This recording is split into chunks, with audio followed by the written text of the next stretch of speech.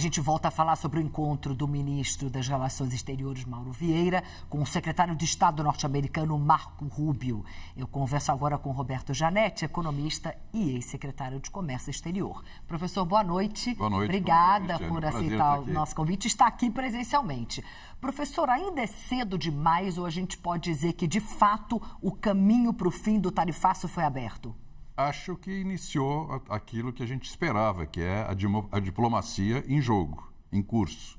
Acho que foi muito bom que tenha havido esse primeiro encontro já de um nível assim, de encaminhar uma negociação, mas é o primeiro passo de muitos. Isso não vai ser uma conversa fácil nem simples. Eu julgo que isso ainda vai rolar até o final do ano e, quem sabe, até o início do ano que vem, para chegarmos a uma solução consensual entre o Brasil e os Estados Unidos, que são muitos pontos para conversar, né? Tem assuntos de minerais críticos, tem assuntos de colaboração para abrir o mercado internacional de etanol, tem assuntos relacionados a data centers. Eu acho que todos esses tópicos vão ser ainda discutidos com profundidade. E, portanto, não é uma coisa que do dia para a noite não vamos esperar que o assunto seja resolvido. Paciência para fazer bem feito. Porque fazer mal feito é fácil. É, um passo depois do outro. Mas dá para a gente reverter ou amenizar, pelo menos, essas tarifas, na sua opinião? Não tem a menor dúvida, porque as tarifas também não interessam os Estados Unidos. As tarifas, quem paga é o consumidor americano. Claro que prejudica também o Brasil, porque ficando mais caros os produtos brasileiros no mercado americano, reduz o consumo. Então a gente exporta menos, não é que esteja proibido. Para alguns casos, a tarifa é tão alta que se torna proibitivo. É quase um embargo. É quase um embargo. Mas, por exemplo, o café, para pegar um caso clássico, o café ficou mais caro, vão consumir menos. Agora, eles podem prescindir do café brasileiro? Não. Porque o café brasileiro, a qualidade dele é necessária para fazer o blend nos Estados Unidos. Só que vai ficar mais caro, eles vão consumir menos, nós vamos vender menos. Então, é um problema de olhar o interesse dos dois países. A quem interessa o tarifaço? Na verdade, a ninguém. É um perde-perde, na opinião do senhor? Perde-perde. Porque não é produtos, da lista dos produtos, eu diria que a maioria, os Estados Unidos não vai produzir lá.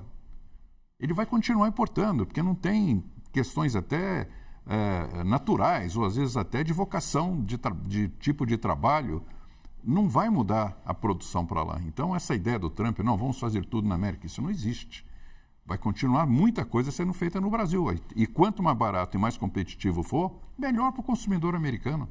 E nesse perde-perde, dá para a gente dizer quem perde mais? Se é os Estados Unidos ou a gente? Eu acho que, na minha percepção, os Estados Unidos perdem mais. Por incrível que pareça, quer dizer, é um tiro no pé para eles. Porque eles não vão ter a transferência da indústria e vai ficar mais caro para o consumidor americano. O Brasil consegue desviar parte da produção que é para os Estados Unidos para outros países, que está acontecendo. Você vê que a balança comercial não teve nenhum efeito significativo. Então, eu acho que os Estados Unidos perdem mais. Inclusive, traz inflação, que começa a aparecer em alguns produtos, em alguns índices, especialmente na área de alimentos, já um efeito inflacionário que não poderia estar ocorrendo, mas é por conta do tarifaço. E para o consumidor americano, a menor qualidade de vida, porque ele está tendo menor poder de compra em vários produtos que ele estava habituado. Na opinião do senhor, o Brasil falhou na estratégia diplomática ao deixar chegar aonde chegou essa questão? Eu acho que sim. Eu acho que faltou talvez uma atitude preventiva, sabendo que essa conversa, desde abril a gente sabia que essa conversa estava esquentando. Eu, aliás, levei um susto quando vi que o Brasil estava com apenas 10% de tarifa na primeira lista. Até foi uma boa surpresa, porque... Levou um susto porque imaginou que seria mais. Ser mais. Daí, acho que naquele momento a gente já deveria ter começado uma conversa. É isso mesmo? Vai ser 10%? Então, ok. Vamos agarrar esses 10%. Vamos agarrar os 10%. Tem alguma coisa que a gente pode melhorar na relação? Vamos abrir aqui um diálogo construtivo. Não, nós ficamos calados, mudos. Como se, sabe, aquilo não tivesse nenhum risco. E, de repente, veio os 40% a mais, que coloca a taxa em 50%. Aí, eu acho que nós falhamos de não termos tido uma atitude preventiva. Mas, enfim, mal está feito. Eles erraram, nós erramos também, mas dá tempo de consertar sem maior dano para os dois países. Vamos passar para a pergunta dos nossos analistas. Vinícius, começar por você. Janete, boa noite. Essa negociação, que você bem disse, vai ser longa e, em vários casos, os Estados Unidos levou pelo menos 3, 4 meses para chegar a um acordo quadro de diretrizes. É possível que os Estados Unidos peçam acesso a mercado de bens, quer dizer, redução de tarifa brasileira, não só daqueles produtos que já são negociados com os Estados Unidos, produtos que não vêm para cá porque a tarifa é alta. Porque os Estados Unidos conseguiu isso até com a União Europeia, conseguiu com a Coreia do Sul. No caso da Indonésia, que a gente não vai levar muito a sério, mas é a 16ª maior economia do mundo, no caso da Indonésia ele conseguiu uma abertura quase total, quase zeragem de tarifa de importação. Os Estados Unidos vão pedir isso, vão querer isso. Você acha que o Brasil vai ter que negociar abertura de mercado de bens? Olha, Vinícius, eu acho que a tarifa média que o Brasil tem com os produtos americanos já é bastante reduzida. Isso é efetiva, né? Não efetiva. Conta aquelas que não... efetiva, estou falando aquelas que de produtos que não vêm para o Brasil, porque, por exemplo, automóvel, 35% a gente não importa, fora um ou outro milionário. Mas, assim, essa é a tarifa efetiva dos bens negociados. Estou falando daqueles que não vêm por causa de tarifa alta. Pode ser que tenha algum outro caso que isso possa acontecer. Mas eu acho que eles estão com muito foco num produto que eu quero citar aqui, que é o etanol. E nós temos uma tarifa de 18%. E eles estão, como tem muita produção nos Estados Unidos e no Brasil, é um produto que está muito no foco da relação bilateral. E aqui a nossa sugestão é que, primeiro, se for para reduzir a tarifa, que seja igual para os dois países e que seja uma tarifa relativamente, vamos chamar assim, ainda protetiva, na faixa de 12%, 15%, por aí, para os dois lados, com cota. Porque a gente tem que deixar de procurar competir um com o outro no mercado de etanol e olhar para o mundo que nós podemos colaborar, Brasil e Estados Unidos, para criar um mercado internacional de etanol. Conversa que vem desde 2007, quando o presidente Bush visitou o Brasil e esteve com o presidente Lula, assinaram aqui, perto ali até do aeroporto de Guarulhos, numa reunião com a Petrobras e empresas americanas, um acordo para criar um mercado internacional de etanol. Isso nunca foi feito. Temos que recuperar esse documento e colocá-lo de novo na mesa e vamos criar um mercado internacional de etanol, onde os dois países saem ganhando.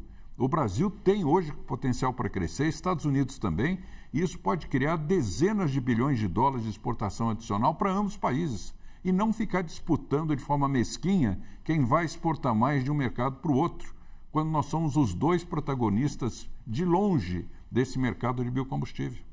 Vamos passar para a pergunta do Gayer, lá em Brasília. Gayer.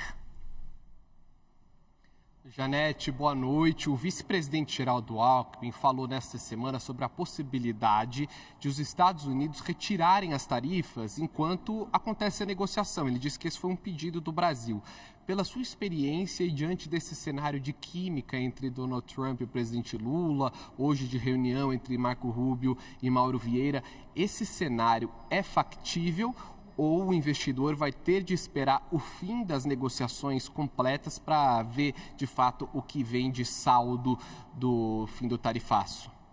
Olha, eu creio que o vice-presidente Geraldo Alckmin se inspirou nessa sugestão que ele deu, na verdade, isso é uma sugestão, um desejo dele, naquilo que aconteceu com a China, que teve uma trégua. É mais um wishful thinking. É um wishful thinking. Ele quer que viu seja. Assim, bom, com Xi Jinping, de repente, ele teve lá e falou, não, vamos suspender a tarifa que era de 100%, vamos começar uma negociação e depois a gente vê como é que fica. Só que, enfim, não deu certo, né? Quer dizer, a China está de novo com 100%, sim. Colocou a questão das terras raras aí também numa tensão muito grande e eu acho que talvez tenha sido isso. Eu não acredito que os Estados Unidos vá suspender a tarifa de 50% do Brasil enquanto negocia. Por quê? Por uma razão muito simples e pragmática. Perderia o poder de barganha. E nós também, vamos dizer assim, a gente está vivendo com essa tarifa de 50% sem drama.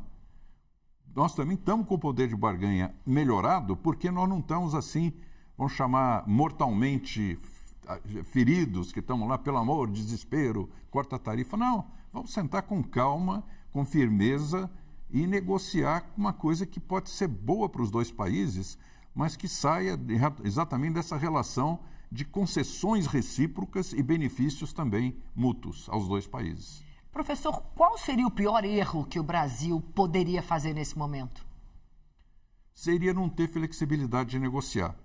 Por exemplo, a questão das chamadas terras raras, que eu prefiro chamar metais críticos ou minerais críticos, porque é muito mais amplo do que os 17 elementos das terras raras.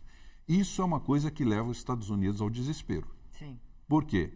Porque atinge indústrias estratégicas dos Estados Unidos, no setor militar, no setor aeroespacial, tecnológico, toda a parte ligada à economia verde, baterias, painéis solares, etc. Aí surge esse fato de que o Brasil tem 25% das reservas mundiais. Isso precisa ser esclarecido. Nós não temos reservas, nós temos indícios. Quando se fala na parte... Eu, por acaso, fiz especialização em economia mineral. Eu sei do que estou falando. Quando você faz pesquisa geológica, você tem 3 níveis de reserva. Reserva inferida, reserva estimada e reserva medida. O que existe no Brasil é reserva inferida, são indícios. Nós temos muitas terras raras, ocorrências em vários depósitos que a gente conhece. Só que elas não estão sequer estimadas e muito menos medidas. Então tem um investimento muito grande a ser feito em pesquisa geológica e depois tem um outro papel ainda, que aí os Estados Unidos pode ser importante, que é no processamento do minério, porque esse minério tem que ser concentrado e refinado. E é essa tecnologia que nem os Estados Unidos e nem o Brasil hoje conseguem concorrer com a China. Só a China. Então você vê que tem uma mina de terra rara hoje em produção no Brasil, que é de Serra Verde. Sabe onde é que o concentrado é tratado? Na China. Porque nós não temos opção. Se ele manda para os Estados Unidos, eles também não têm como tratar. Então, nós precisamos investir. Estados Unidos e Brasil precisam parar de brigar. E nesse aspecto, nós temos convergência com os Estados Unidos. Vamos fazer um trabalho de desenvolver tecnologia, porque não é impossível. É claro, se a China tem, por que nós não podemos? Claro. Não é questão, eles não são mais inteligentes. Eles investiram mais e antes. Nós temos que investir juntos agora para desenvolver tecnologia de processamento e refino dos metais críticos para podermos ter realmente capacidade de competir com a China. E para isso os Estados Unidos é o nosso maior parceiro, porque essa reserva também debaixo do solo intocável não vale nada.